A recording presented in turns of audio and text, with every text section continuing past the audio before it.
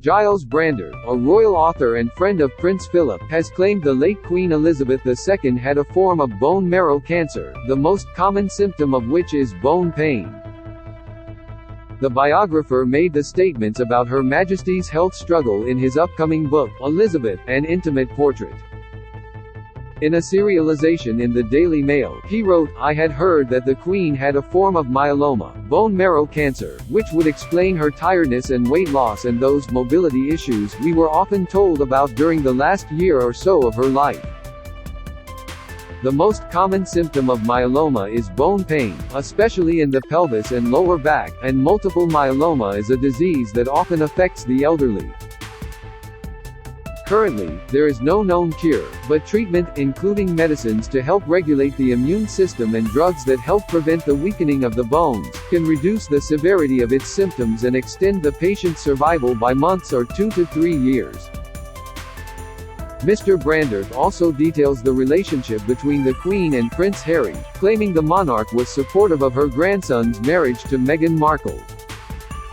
However, a royal commentator has since suggested that the Duke and Duchess of Sussex were not told of the Queen's struggle with cancer. Kinsey Schofield, founder and creator of the Today for Daily podcast, theorized that the Sussexes were not trusted with the information. In the latest episode of the podcast, which came in the form of a Talk TV segment with present Christo Fufas, Ms. Schofield referenced a very interesting theory.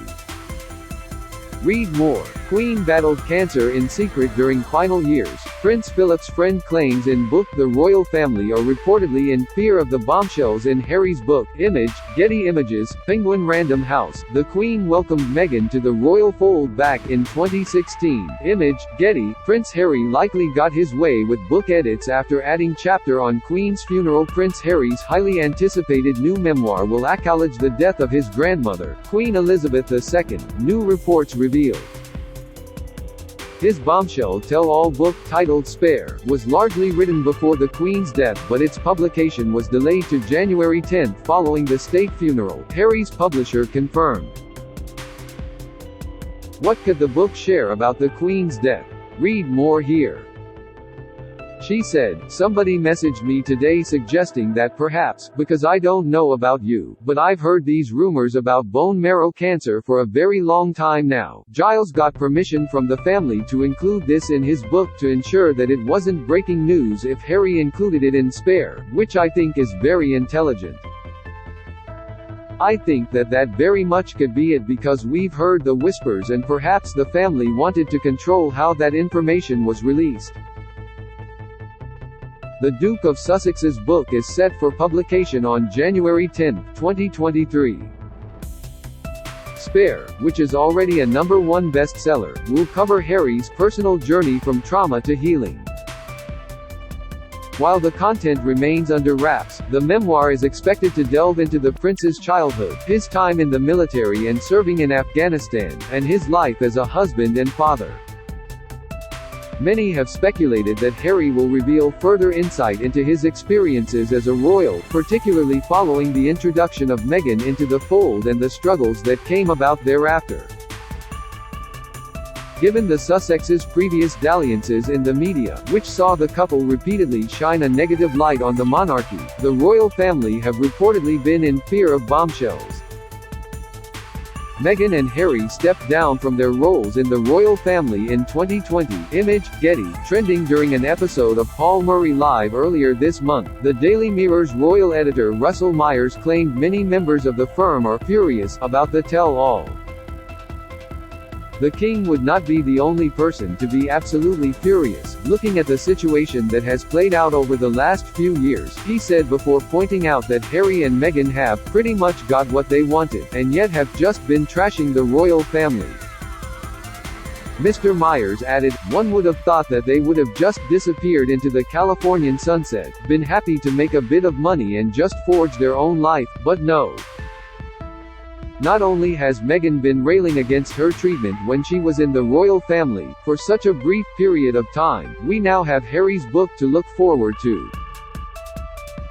He concluded, "Is it sort of score settling? Is it a purposeful act that he just wants to get back at his family? I suppose we'll just have to see. The world will be watching, that's for sure. Don't miss, Gen Z empathize with Prince Harry as he deals with childhood pain. Prince Harry's book Bound to Distress royal family. Prince William has barely spoken to Harry after memoir announcement. Harry's book is expected to ruffle feathers among the royals. Image, Getty. However, according to Ms. Schofield, the firm has gotten ahead of the Queen's ill health revelation through a trusted family friend. Speaking of Mr. Brandreth, the commentator said, everybody seems to get along with him. He quotes the family members directly in the book several times. It quotes the Queen at times in very private instances. The biographer has had long contact with the royal family. He has written books about King Charles III and Queen Camilla, the Duke of Edinburgh, and now, Queen Elizabeth. In June, Camilla was a guest on the author's fortnightly podcast, Commonwealth Poetry Podcast, which he hosts with his daughter Afra.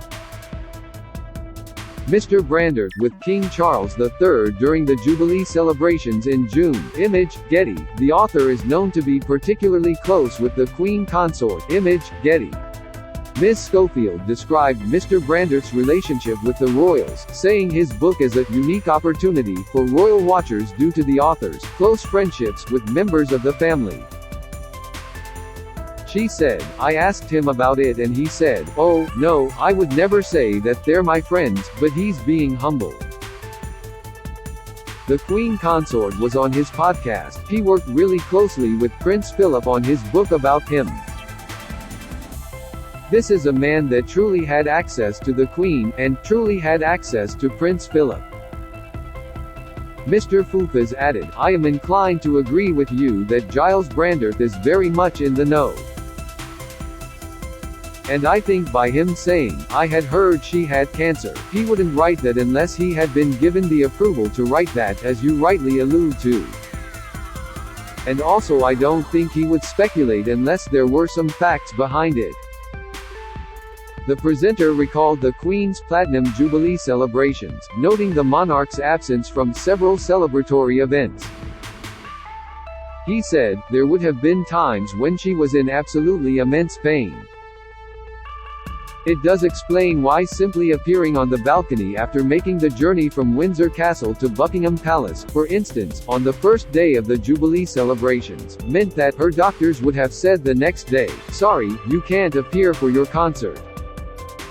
You can't do anything else until the very last day, because something as simple as walking out onto the balcony, when you are 96 and have that form of cancer, is going to be something that will cause immense pain. Elizabeth, an intimate portrait by Gyles Brandreth will be published by Michael Joseph on December 8. It is a